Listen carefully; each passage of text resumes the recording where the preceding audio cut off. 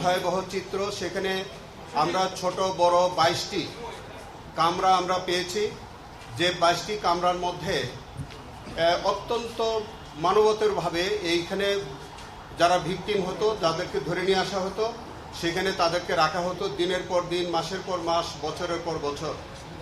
এবং এই আয়নাঘরের নিচে যে জায়গাটি আপনারা দেখেছেন, সেখানে হচ্ছে যে এইটি অত্যন্ত সরু এবং ছোট একটি জায়গা। একজন স্বাভাবিক মানুষ লম্বা হয়ে শোয়ার মতো কোনো অবস্থান নাই, বসে থাকতে হবে তাকে, এরকম আমরা সাক্ষ্য প্রমাণে পেয়েছি।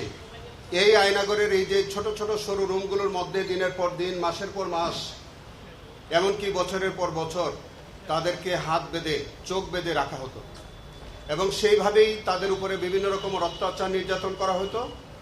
কাউকে কাউকে দীর্ঘদিন পরে ছেড়ে দেওয়া হতো, বিভিন্ন মিথ্যা মামলায় তাদেরকে দেওয়া হতো এবং অনেকেই মেরে ফেলা হতো। এবং সেরকম কয়েকজন ভিকটিম 5ই আগস্টের পরে তারা উদ্ধার পেয়ে তারা এসছে, তাদের সম্পর্কে বিচার চলছে, সেই সম্পর্কে আপনারা ইতিমধ্যে অবহিতও আছেন। আমরা এখন পর্যন্ত গুম খুনের শিকার প্রায় 250-র অধিক যারা গুমের শিকার হয়েছেন, তাদের এখন পর্যন্ত আমরা সন্ধান পাইনি যে তারা কোথায় কি অবস্থায় আছে।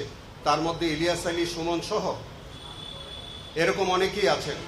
আজকের যে আয়নাঘরটি আপনারা পরিদর্শন করেছেন, সেখানে ভিকটিমদের মধ্যে অন্যতম আমাদের ব্যারিস্টার আরমান, তাকে ওখানে রাখা হয়েছিল বলে তার বর্ণনা থেকে আমরা যে রুমটি আমরা অনুমান করেছি, সেই রুমটাও কি আমরা দেখেছি, সেই রুমটার সন্ধানও আমরা পেয়েছি, এর আগেও পেয়েছি। আমরা এইটাও আমাদের বিভিন্ন বর্ণনা থেকে, আমাদের বিভিন্ন সাক্ষ্য থেকে বা তদন্ত থেকে এইটুকুনও আমরা পেয়েছি। আজকের মাননীয় স্বরাষ্ট্রমন্ত্রী জনাব সালাউদ্দিন আহমেদকে এই র্যাব 1-এর আজকের যে আয়নাঘর, সেখানে কোনো একটি কামরায় তাকেও রাখা হয়েছে এবং পরবর্তীতে ভারতে নিয়ে তাকে ছেড়ে দেওয়া হয়েছে। সেটাও আমরা প্রাথমিক ইনভেস্টিগেশনে আমরা ইতিমধ্যে পেয়েছি। আরও অনেক বিষয় আমরা পর্যায়ক্রমে পাচ্ছি এবং এইরকমই আরেকটি জিআইসি আছে আমাদের সেনাবাহিনী ক্যান্টনমেন্টের ভিতরে, ডিজিএফআই-এর যে অফিসের একটি জায়গায় আছে।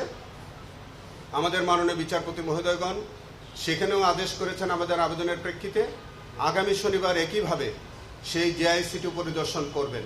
আমরা রুল স্ট্যাটিউটের রুল 7 এবং রুল 73 এবং ইন্টারন্যাশনাল ক্রাইমস ট্রাইব্যুনাল রুলস 2010-এর 46A এই বিধান অনুযায়ী আমরা মাননীয় ট্রাইব্যুনালের কাছে আবেদন করেছিলাম যে মাননীয় বিচারপতি মহোদয়গণ আমাদের ফিজিক্যালি এই আয়নাঘর নামক এই যে ঘটনাস্থলটি পরিদর্শন করার জন্য। তারা সেই আবেদনটা মঞ্জুর করেছিলেন এবং সেই মোতাবেক আজকে তারা সরজমিনে এসে আমাদের দুই পক্ষ, প্রসিকিউশন এবং আসামি পক্ষ, ডিফেন্স, উভয় পক্ষের উপস্থিতিতে, মানবাধিকার কর্মী এবং আমাদের ভিকটিম পরিবার এবং সকলের উপস্থিতিতে, মিডিয়া ব্যক্তিত্বের উপস্থিতিতে তারা সরজমিনে পরিদর্শন করে গেছেন এবং সেখানে আমরা আশা করি যে তারা একটা মেমোরান্ডাম প্রস্তুত করবেন এবং সেটি আমাদের বিচারের পার্ট অফ রেকর্ড হিসেবে গণ্য হবে।